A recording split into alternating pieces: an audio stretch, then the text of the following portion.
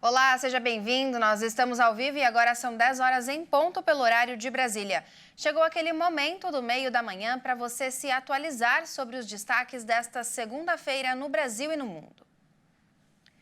E uma aluna morreu e 3 pessoas ficaram feridas após um suspeito fazer disparos em uma escola estadual na zona leste de São Paulo.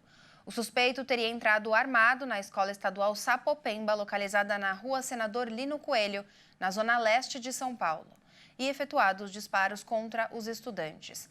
Segundo informações iniciais, o suspeito seria um aluno do primeiro ano do ensino médio. Uma garota sofreu um ferimento na cabeça e não resistiu. 2 dos outros feridos foram levados para um hospital da região e o quarto recebeu atendimento nas ambulâncias do SAMU dentro da unidade.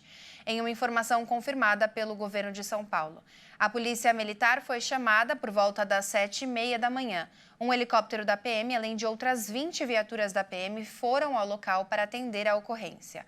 Pais de alunos também foram até a unidade para saber notícias após serem informados do acontecido. E um atropelamento na Cracolândia, no centro de São Paulo, deixou ao menos 16 feridos neste domingo. A tragédia aconteceu por volta das 9 da noite na Avenida Rio Branco, com a Rua dos Gusmões. Segundo a polícia, cerca de 20 usuários de drogas partiram para cima de um motorista que havia parado em um semáforo. Com medo e com uma criança no carro, ele acelerou e atropelou o grupo e fugiu. Mas a placa do carro caiu ali na região. Uma mulher e 3 homens ficaram com fraturas expostas nas pernas. A maioria dos feridos foi encaminhada para os hospitais da região. Equipes da Polícia Militar, do Corpo de Bombeiros e do SAMU fizeram o atendimento. O caso foi registrado no 2º DP do Bom Retiro. E a indefinição sobre a desoneração da folha de pagamento em 17 setores da economia impacta o planejamento das empresas. O benefício só vale até 31 de dezembro desse ano, mas a proposta no Congresso propõe prorrogar o prazo até 2027. A proposta que prorroga a desoneração da folha de pagamento para os 17 setores da economia que mais empregam no país ainda segue sem definição. Com isso, a falta de uma decisão tem impactado o planejamento das empresas. Havia a expectativa de que a proposta fosse votada na Comissão de Assuntos Econômicos do Senado. Mas houve um pedido de vista coletivo, liderado por parlamentares da base do governo, o que adiou a análise da matéria. O projeto substitui a contribuição previdenciária de 20% sobre a folha salarial por uma contribuição com alíquota entre 1% e 4,5% da receita bruta das empresas. O benefício já está em vigor, mas tem data de validade até o dia 31 de dezembro deste ano. A intenção é aprovar o projeto que estende o prazo até dezembro de 2027. Com isso, muitas empresas ainda estão sem fechar os planejamentos para 2024, à espera da definição sobre a desoneração. A partir de janeiro, se não passar a desoneração, o tributo vai subir para os empresários que não vão ter possibilidade de investir muito. Caso de a desoneração não ser aprovada a tempo, as empresas vão passar a recolher contribuições previdenciárias em valor muito superior ao atual. A votação do projeto ficou para esta terça-feira no Senado.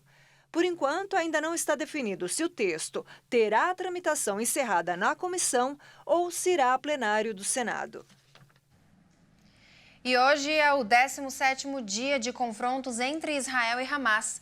Nesse fim de semana, um porta-voz da ONU afirmou que, caso Israel não libere combustível nesses comboios de ajuda humanitária, a situação na faixa de Gaza vai ficar ainda mais precária na quarta-feira, quando os hospitais deixarão de funcionar. A entrada de mais 17 caminhões de suprimentos foi interrompida por um bombardeio. E trazendo agora a guerra em números, mais de 6.000 pessoas já perderam a vida no conflito. Neste domingo, o Ministério da Saúde palestino informou que o número de mortos na faixa de Gaza subiu para 4.651 vítimas. Dessas, 40% seriam crianças. O número de feridos nessa região também subiu e foi para quase 16.000 pessoas. No sábado, os primeiros 20 caminhões cruzaram a passagem que estava fechada desde que começaram os ataques terroristas do Hamas em 7 de outubro. O ponto de fronteira foi rapidamente fechado após a passagem do primeiro comboio de ajuda. Mesmo com a entrada de ajuda, o volume não é suficiente para atender e aliviar a situação humanitária na região de Gaza. Entre os insumos enviados estavam água, alimentos e medicamentos, mas não havia combustível. Os hospitais da região estão funcionando à base de geradores que utilizam combustíveis, mas o insumo não foi enviado por meio de utilizarem para a fabricação de bombas. Segundo porta-voz da ONU, caso não autorizem a entrada de combustível na quarta-feira, a situação na região ficará ainda pior. Um segundo comboio de caminhões carregando itens de ajuda humanitária a civis palestinos na faixa de Gaza cruzou a fronteira de Rafah, no Egito, neste domingo. Segundo as reportagens, 17 caminhões estavam a caminho do território palestino. Explosões próximas da passagem de Rafah interromperam a entrega de ajuda humanitária para a região.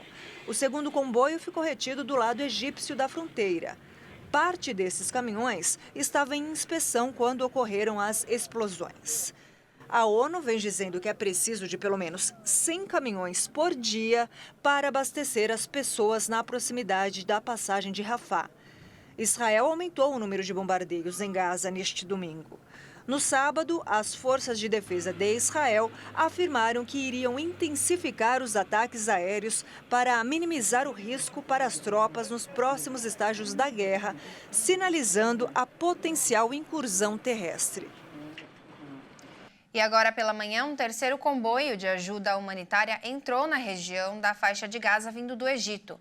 O comboio levando ajuda humanitária entrou em Gaza por meio da passagem de Rafah, na fronteira com o Egito. Ainda não foi confirmada a quantidade de caminhões nesse terceiro comboio, nem exatamente o que está sendo transportado dessa vez.